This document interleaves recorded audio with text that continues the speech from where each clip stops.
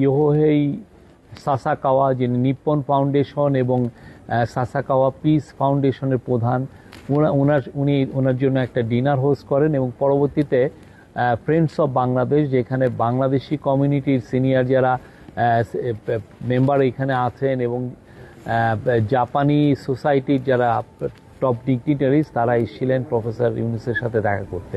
ইয়োহেই সাসাকাওয়ার সাথে যেটা মূলত আলাপ ছিল হলো রোহিঙ্গা নিয়ে।